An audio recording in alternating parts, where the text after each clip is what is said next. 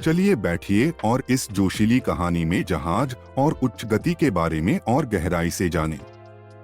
नमस्ते दोस्तों, यह आपका मेजबान एंजो है जो आपके हेडफोन तक फॉर्मूला 1 के उत्साह को पहुंचाने वाली आवाज है। और यहाँ है विलियम, आपके विश्वसनीय सहपायलट और इस रोमांचक यात्रा पर टिप्पणी करने वाले। हम हर दिन आपके पसंदीदा चैनल F1 के लिए जज्बा पर मौजूद हैं। याद रखें कि आप सब्सक्राइब बटन पर क्लिक करें और नोटिफिकेशन बेल को टैप करें ताकि आप कोई भी गियर शिफ्ट या पिट स्टॉप ना छूटें।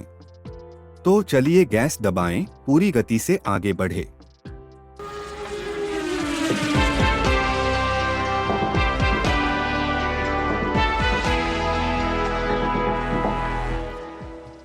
यहाँ एक छोटा संकेत है। हम जो जानकारी चर्चा कर रहे हैं वह एक लेख से आती है जिसे ड्रे हैरिसन ने लिखा है, जो कि 3 दिसंबर 2030 प्रसिद्ध WTF एक साइट पर पोस्ट किया गया था। काफी मान्य स्रोत है ना?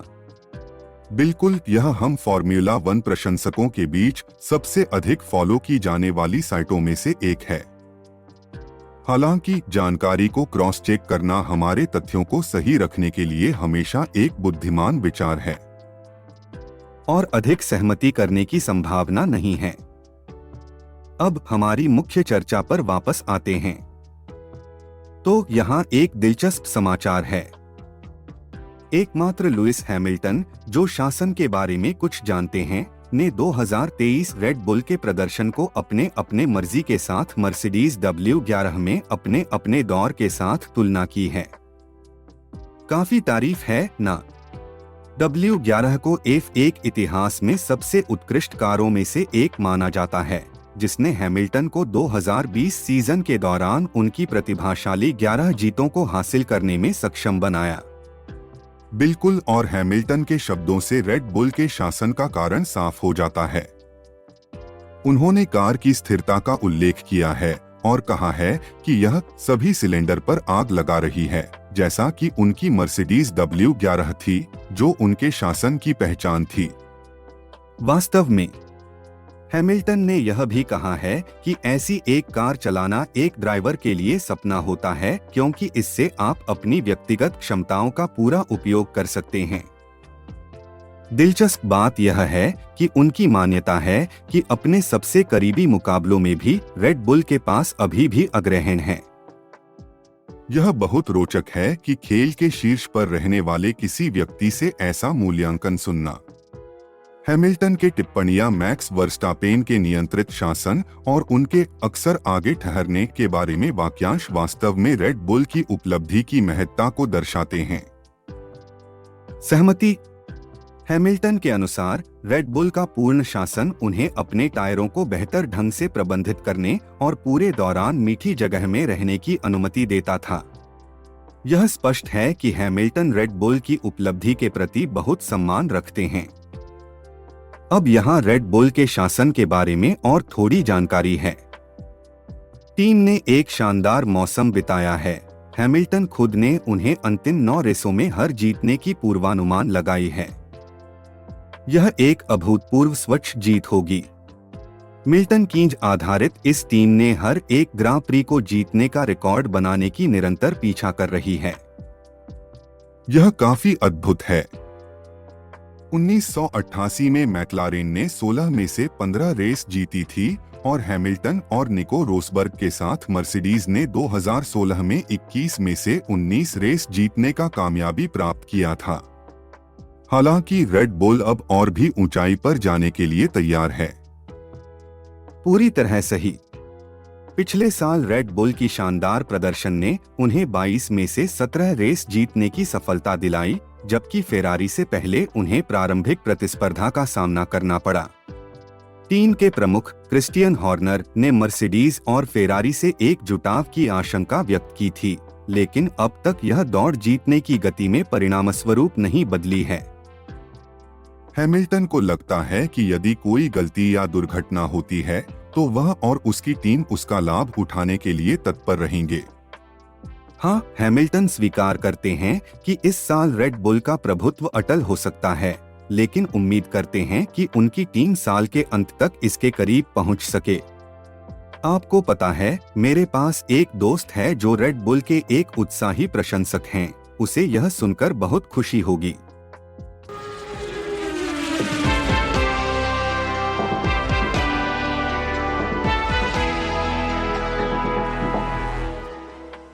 विलियम, हम देखते हैं कि लोग इन विषयों पर ऑनलाइन क्या कह रहे हैं। बिल्कुल, चलिए खोजते हैं। यहाँ एक पोस्ट है जो वान मिलिक की है। उन्होंने कहा, फेरारी लेक्लेर्क के लिए बड़ा कॉन्ट्रैक्ट। वर्तमान लेक्लेर्क समझौते की समय सीमा 2024 तक है, जो 2029 तक बढ़ाकर बढ़ेगी, जिसमें वेतन 50 मिलियन से 50 लाख तक जाएगा।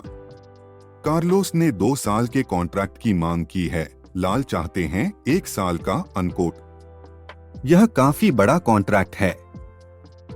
वास्तव में, और टिप्पणी धारा भी दिलचस्प है। डेल्टा ब्लिट्ज पूछता है कि इटालियंस लेक्लेर्क से इतने प्यार क्यों करते हैं, जिस पर ब्लू गोस्ट्स कहते हैं, फेरारी के लिए वर्षों में सबसे बड़ी संभावनाओं में से एक के रूप में देखा जाता है। ड्राइवर अकादमी से आया है, जूल्स के परिवार से संबंध हैं, अनकोट। और जूल्स जिनका उल्लेख किया जा रहा है, वह फेरारी के साथ एक आगामी ड्राइवर थे जिनके साथ पारिवारिक संबंध थे। यह समझने में सामंजस्यपूर्ण है। एक उपयोगकर्ता नामक वन एप्स पूछता है कि इटालियंस जूल्स से क्यों प्यार करते थे, और बार्ट बारेट्टो समझाते हैं कि जूल्स ड्राइवर अकादमी के लिए पहले भर्ती हुए थे और उन्हें फेरारी की सीट के लिए तैयार किया जा रहा था। उसके साथ हुआ जो हुआ, वह एक दुखद घटना थी। हाँ, वास्तव में। सी वॉर्न टिप्पणी करते हैं कि यह चार्ल्स और फेरारी के बीच एक प्यार की कहानी है।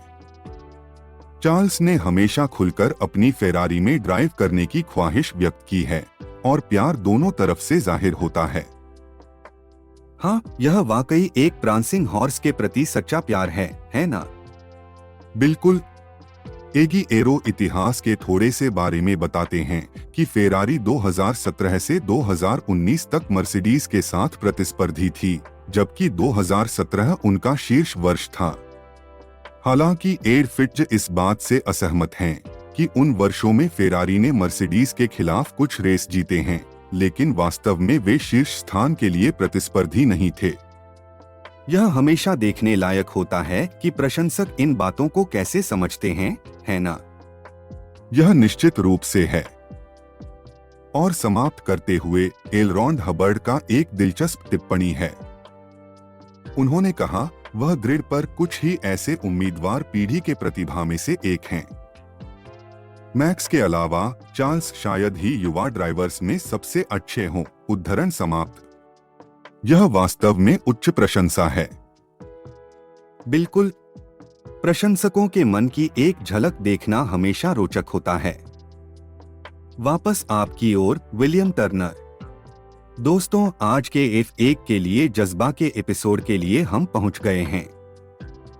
हमने रेड बुल, हैमिल्टन और फेरारी के बारे में बात करते हुए एक शानदार समय बिताया है, और हम उम्मीद करते हैं कि आप इसे हमारे तरह आनंदित कर रहे हैं।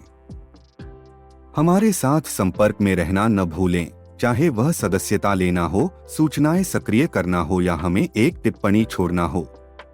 आपका प्रतिक्रिया हमारे दिन को रोशन और हमारी बातचीत को समृद्ध करती है। बिल्कुल, और याद रखें, हम सुबह उठते ही आपके लिए ये एपिसोड तैयार कर रहे हैं। इसलिए प्यार बांटें, ज्ञान बांटें, और हमारे पॉडकास्ट के बारे में पब में अपने परिवार के संग रविवार के भोजन के दौरान या शॉप में कतार में होते हुए बातें करें। आप हमें अधिक प्रशंसकों तक पहुंचाने में मदद करते हुए F1 के प्यार को फैला रहेंगे।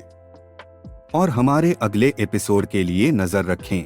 हमारे पास शुरुआती ग्रेड पर बैठे हुए और जल्द ही आपके कानों में गरजने के लिए तत्पर होने वाली कुछ और रोमांचक रेसिंग सामग्री है। बिल्कुल सही। यहाँ F1 के लिए जज्बा में हर एक दिन लाइट्स आउट होता है और हम चले जाते हैं। अगले के बारे में बता नहीं सकते, लेकिन बस इतना कहेंगे, यह धमाकेदार होने वाला है। तो अगली बार तक हम आपको इस सफर में शामिल होने के लिए एक बड़े से धन्यवाद कहना चाहते हैं।